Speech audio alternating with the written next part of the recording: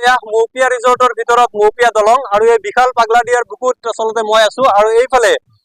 আমি যিখিনি পানী থকা অংশ অৰ্থাৎ যিটো সোঁত সেই সোঁতৰ ফালে আহিছো এই পানীৰ ওপৰতে এনেদৰে সৃষ্টি কৰা হৈছে এই দলংখন মৌপিয়া ৰিজৰ্টলৈ সমূহ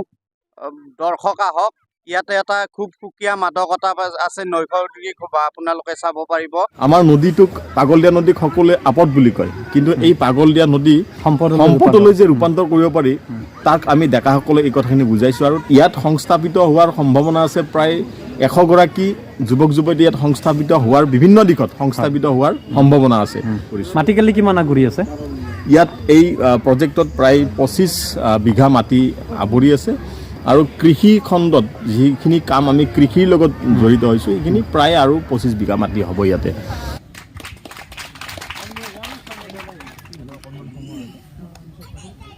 স্বাগতম জনাইছোঁ মোৰ ইউটিউব চেনেল আৰু ফেচবুক পেজ পোহৰ অসমলৈ আৰু বালিলেচাত আজিৰে পৰা আনুষ্ঠানিকভাৱে আৰম্ভ হ'ল এয়া মৌপিয়া ৰিজৰ্ট এয়া আমাৰ বালিলেচাবাসী বা নলবাৰীবাসীৰ বাবে এটা ভাল খবৰ পহিলা মাঘৰ এই দিনটোতে মৌপিয়া ৰিজৰ্টখনৰ শুভ উদ্বোধন কৰে নলবাৰী জিলাৰ সন্মানীয় আয়ুক্ত বৰ্ণালী ডেকা বাইদেৱে আৰু অনুষ্ঠানটিত ময়ো অকণমান জড়িত থাকোঁ যিহেতু জিলা পৰিষদৰ সভাপতি নিতুল ডেকা ডাঙৰীয়াই মোক অনুষ্ঠানটি হাত ধৰাৰ বাবে অনুৰোধ জনায় খুব কম সময়ৰ ভিতৰত সাৰুৱা ভাষণেৰে আপোনালোকক হয়তো উপকৃত কৰিছে আৰু যেহেতু আমাৰ মাজত উপস্থিত আছে অসম ৰাজ্যিক গ্ৰামীণ জীৱিকা অভিযানৰ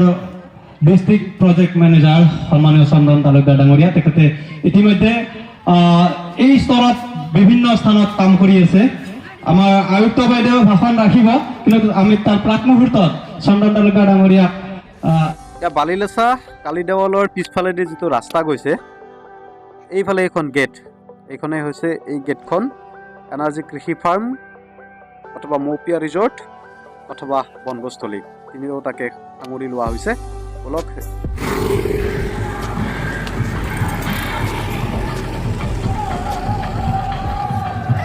দীপান্বিতা শৰ্মা আৰু কেনে লাগিল ইয়াতে মৌপিয়া ৰিজৰ্ট আজি ফাৰ্ষ্ট আহিছোঁ ভালে লাগিছে ঘৰৰ কাষতে ইমান ধুনীয়াকৈ এটা ৰিজৰ্ট হৈছে আৰু ভালে লাগিছে মানে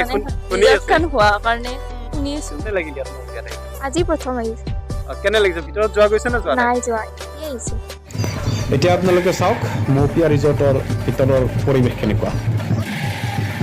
এইধৰণে ইয়াত বহিব পাৰিব আপোনালোকে যিধৰণে বহি আছে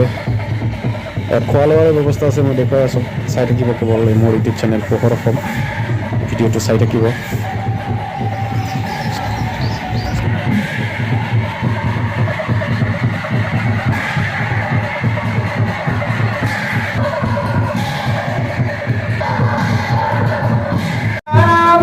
এইটো কিটচেন মৌপিয়া ৰিজৰ্টৰ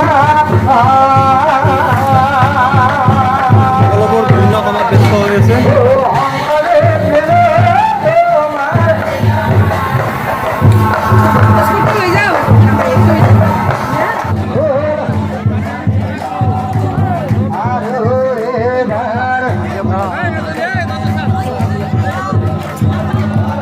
ৰিজৰ্টৰ মৌপিয়া দলং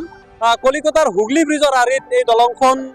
নিৰ্মাণ কৰা হৈছে আমি এই দলংখনৰ ভিতৰত যাম আৰু দলংখনত উঠি চাম এবাৰ বাইদেউ আছে বাইদেউ কওক মৌপিয়া ৰিজৰ্টত কেনে অনুভৱ ভালে লাগিল আহিফালে আজি প্ৰথম যিহেতু চাবৰ কাৰণে গোটেইখিনিয়ে ভাল লাগিছে দলংখনো আহি ভাল লাগিল আপোনাৰ ভোগালী বিহুৰ শুভেচ্ছা জনালো ভালে আছে নহয়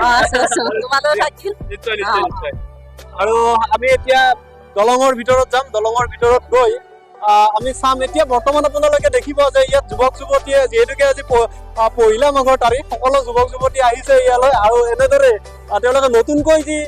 নিৰ্মাণ হোৱা ৰিজৰ্ট এই ৰিজৰ্টখনত তেওঁলোকে অকণমান তেওঁলোকে মনৰ আনন্দ লভিছে আহকচোন আমি গৈ আছো দেখুৱাব চেষ্টা কৰিম যুৱতী আমি তেওঁলোকৰ ওচৰলৈ যাম আৰু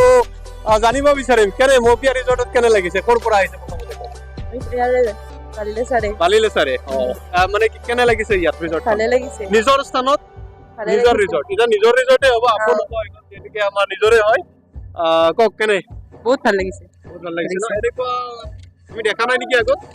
এনেকুৱা নাই আৰু দেখা নাই এখন দলং ইয়াতে এক্সেছনে লৈছে এনেকুৱা এইটো আমি দেখা নাই আৰু একেবাৰে সিমূৰলৈকে যাম কি কিনো আছে এয়া বিশাল পাগলাদিয়া যি পাগলাদিয়াই বাৰিষাৰ সময়ত আতংকময় পৰিৱেশৰ সৃষ্টি কৰে আৰু এতিয়া খৰালিত এক মানে নান্দনিক বা নৈসৰ্গিক পৰিৱেশ দেখা গৈছে আৰু যুৱকসকল আছে ক'ৰ পৰা ইয়াৰে হয় নলবাৰীৰ লোকেল হয় এওঁলোক গতিকে ইয়াত সদায়ে থাকিব ইয়াত সদায়ে আহিব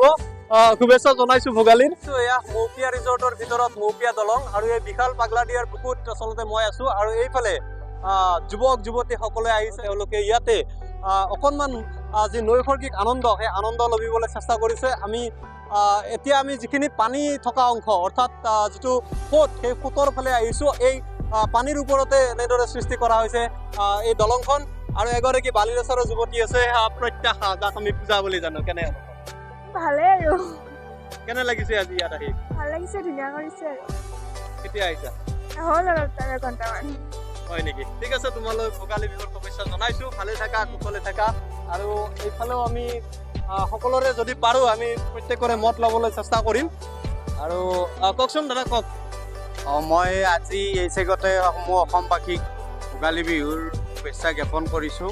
যা নহওক আমাৰ এই বিহুকেইটা আমি পালন নকৰিলে আমাৰ অসমীয়া জাতিটোৰ অস্তিত্বই নাথাকিব আজি আমাৰ বিষয় কিন্তু মৌপিয়া ৰিজৰ্ট গতিকে মৌপিয়া ৰিজৰ্টলৈ সমূহ দৰ্শক আহক ইয়াতে এটা খুব সুকীয়া মাদকতা আছে নৈসৰ্গিক শোভা আপোনালোকে চাব পাৰিব গতিকে সমূহ অসমবাসী ৰাইজক আজিৰ এই ভোগালী বিহুৰ উৎসৱখনত আপোনালোক সকলোকে আমি এই মৌপিয়া ৰিজৰ্টলৈ নিমন্ত্ৰণ জনাইছোঁ ধন্যবাদ আপোনাকো ভোগালীৰ হিয়া ভৰা ওলগ জনাইছো আৰু এই মই যিমান পাৰো ইয়াত দেখুৱাবলৈ চেষ্টা কৰিছো এইখিনি আচলতে পাগলাদিয়াৰ বুকুত এই ধৰণে নিৰ্মাণ কৰা হৈছে এইটো চেলফি স্পট বুলিও হয়তো বহুজনে কৈছে কিন্তু ইয়াত বিভিন্নজনক আমি দেখিবলৈ পাইছো এগৰাকী বাইদেউ আছে বাইদেউ কি ক'ব বহুত ভাল লাগিছে আৰু আজি এই দলংখন উদ্বোধন কৰিব বুলি গম পাইছো মানে বিভিন্ন সময়ত আমাৰ ইয়াৰে মানুহবিলাক বিভিন্ন স্থানত যায় ৰিজৰ্টৰ বাবে আজি নিজৰ ঘৰতে এখন ৰিজৰ্টৰ জন্ম হৈছে কেনেকুৱা অনুভৱ বহুত ভাল লাগিছে আপোনাক ধন্যবাদ জ্ঞাপন কৰিছো আৰু এইসকল যুৱতীয়ে আচলতে যি পাগলাদিয়াৰ যি সৌন্দৰ্য সেই সৌন্দৰ্য এনেদৰে উপভোগ কৰিছে কেমেৰাৰ সন্মুখত আহিব অকণমান লাজ কৰে সেইকাৰণে চাগে পিছমুৱা হৈ আছে আৰু এগৰাকী আছে খুব ধুনীয়া ছোৱালীয়ে মই নামটো জানিব বিচাৰিছো শ্ৰী নীতামণি বৰ্মন নীতামণি বৰ্মন ক'ৰ পৰা আৰু ইয়াত আহি কেনে লাগিছে মই গোপাল বজাৰৰ পৰা আহিছো ইয়াত আহি ভালে লাগিছে কি ক'বা বালিলেছাত আগতে আহিছা নে আহিছা আজি মন্দিৰত আহিছা নে ৰিজৰ্টত আহিছা আজি দুটাতে আহিছা ঠিক আছে তোমালৈ ভোগালী বিহুৰ শুভকামনা জনাইছো ভালে থাকা কুশলে থাকা আৰু যিখিনি পাৰো এতিয়া মই এই ৰিজৰ্টখনৰ পৰিৱেশ দেখুৱাবলৈ চেষ্টা কৰিলো এতিয়া আমি কথা পাতিবলৈ চেষ্টা কৰিম যি মৌপিয়া ৰিজৰ্টৰ যি স্বত্বাধিকাৰী বা পৰিচালনা সমিতি তেওঁলোকৰ ওচৰলৈ গৈ আমি কিছু কথা জানিব বিচাৰিম গতিকে বলক আমি তেওঁলোকৰ মাজলৈ আগবাঢ়িছো মৌপিয়া ৰিজৰ্টৰ সামগ্ৰিক পৰিৱেশ আমি দেখুৱাব চেষ্টা কৰিলোঁ আৰু এতিয়া মৌপিয়া ৰিজৰ্টৰ যি মূল এডভাইচৰ আপোনালোক সকলোৰে চিনাকিয়ে নিতুল ডেকা ডাঙৰীয়া আমি তেখেতৰ পৰা এই ৰিজৰ্ট সন্দৰ্ভত আমি জানিব বিচাৰিম দাদা আপোনাক স্বাগতম জনাইছোঁ মোৰ ইউটিউব চেনেল পোহৰ নমস্কাৰ আজি এই ঐতিহ্যমণ্ডিত শ্ৰী শ্ৰী কালী দেৱালয়ৰ সমীপত বালিলেছা গাঁৱত নতুনকৈ এখন ৰিজৰ্ট আজি মুকলি কৰা হ'ল আৰু এই ৰিজৰ্ট এনাৰ্জি কৃষি ফাৰ্মৰ উদ্যোগত গঢ় লৈ উঠিছে আৰু এই এনাৰ্জি কৃষি ফাৰ্ম আৰু মৌপিয়া ৰিজৰ্টৰ এটা নতুন উদ্যমেৰে কৃষিখণ্ডৰ পৰা আহি আত্মনিৰ্ভৰশীলতাৰ যিটো চিন্তাধাৰা সেই চিন্তাধাৰাৰে নতুন ৰিজৰ্ট এখন ইয়াতে আজি মুকলি কৰা হ'ল আৰু এই ৰিজৰ্টৰ চিন্তাধাৰা বা কৃষিখণ্ডটোৰ চিন্তাধাৰা হ'ল কি আমাৰ গ্ৰাম্যাঞ্চলৰ যি গ্ৰাম্য যিটো আমাৰ গ্ৰাম্য টুৰিজিমক এটা নতুন মাত্ৰা দিয়াৰ কাৰণে আমাৰ ডেকাসকলে ইয়াত